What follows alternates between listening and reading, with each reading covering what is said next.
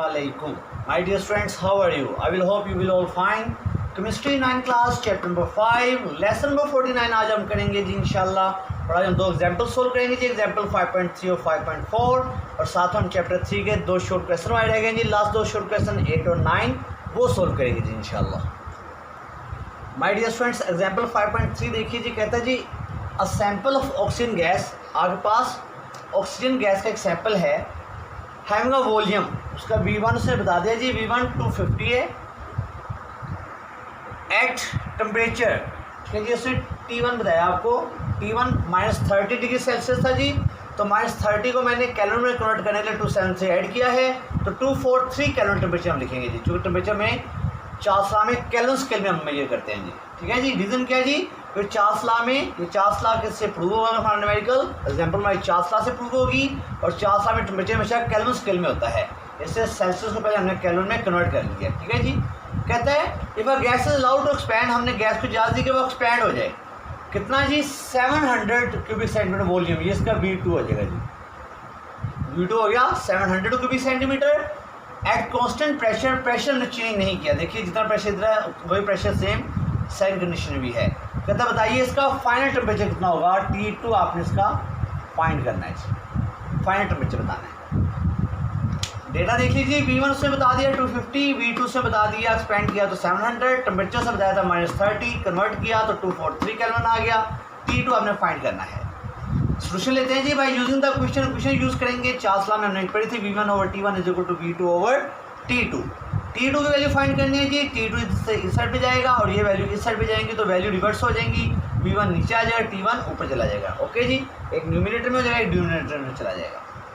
My dear so value put करेंगे जी, V2 की वैल्यू पुट करेंगे 700, T1 की वैल्यू 243 है, ठीक है जी, ये भी हमने फाइंड की थी, और V1 की वैल्यू 250 है जी।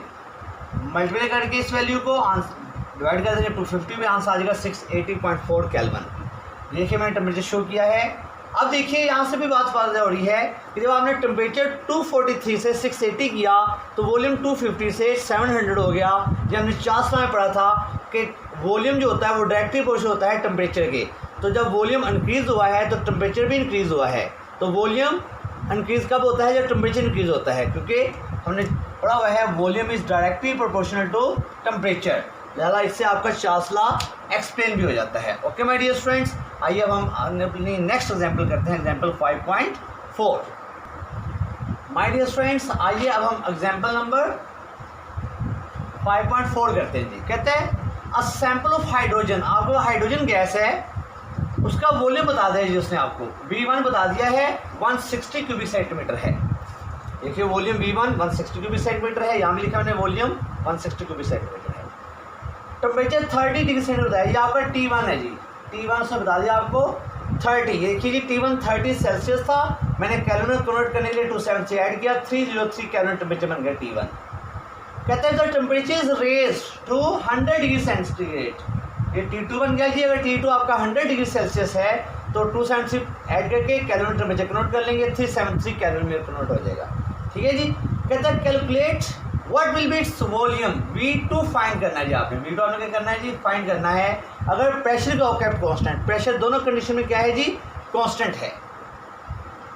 वॉल्यूम फाइंड करना है, वॉल्यूम उसने V1 उसने बता दिया है, V2 फाइंड करना है, T1 भी हमने फाइंड कर लिया, T2 भी हमने बताया जी उसने। ठीक है जी, सोल्यूशन लेते हैं जी इसका by using the equations of Charles law, V1/T1 = V2/T2।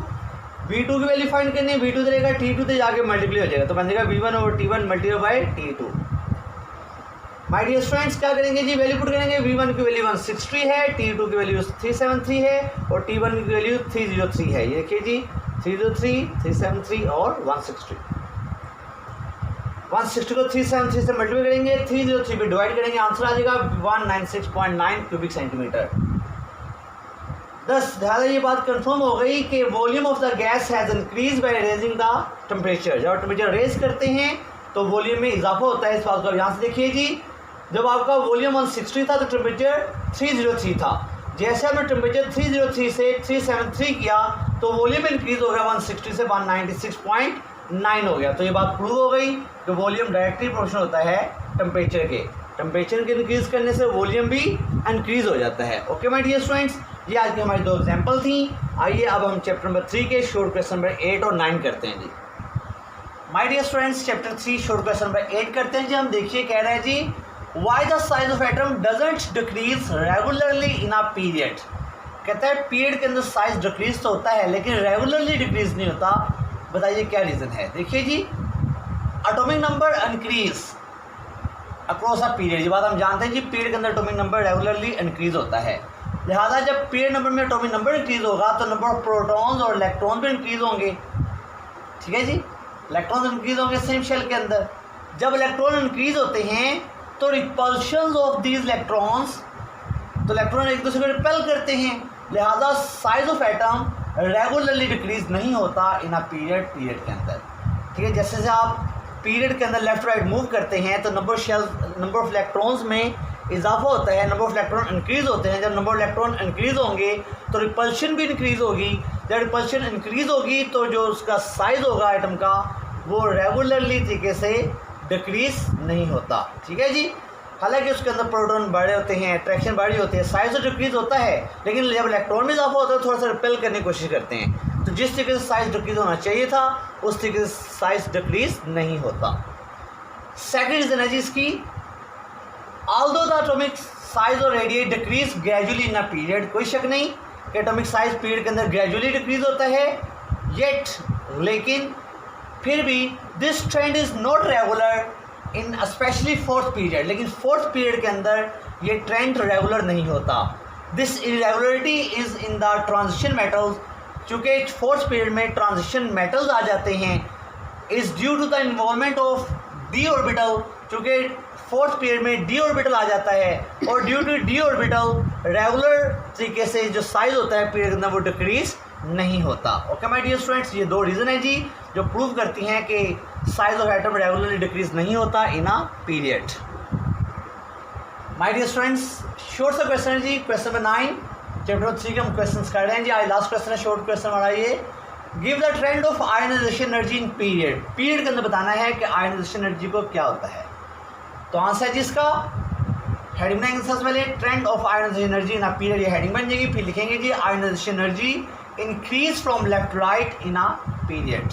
जब आप आयनाइजेशन एनर्जी इंक्रीज होती है जब आप पीरियड के अंदर लेफ्ट से राइट मूव करते हैं। रीज़न क्या है जी, सिंपल रीज़न है जी, हमने पढ़ा हुआ है पीरियड के अंदर साइज ऑफ एटम रिड्यूस होता है जी, कम हो जाता है पीरियड के अंदर।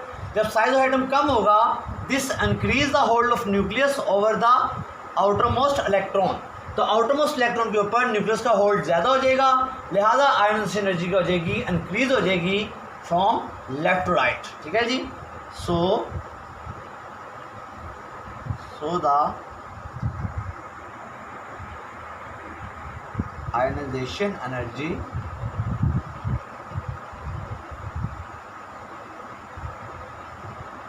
increase in a period when we move from left to right। Okay my dear students, आइए हम आपको टास्क ऑफ द डे बताता हूँ जी। Task of today my dear student, देखिए कितना थोड़ा सा काम आज हमारा, वेरी शॉर्ट काम है। ठीक है, क्या करना है जी, सिर्फ एक एग्जाम्पल 5.3 सोल्व करेंगे, एक एग्जाम्पल 5.4 सोल्व कर दीजिएगा और दो शॉर्ट क्वेश्चन करने हैं 8 और 9। It's enough. आज तो आप बहुत हैप्पी होंगे, उन्होंने थोड़ा सा काम करवाया है। ओके माय डियर स्टूडेंट्स, अपना ख्याल रखिएगा, इंशाल्लाह कल मुलाकात होगी। अस्सलाम वालेकुम।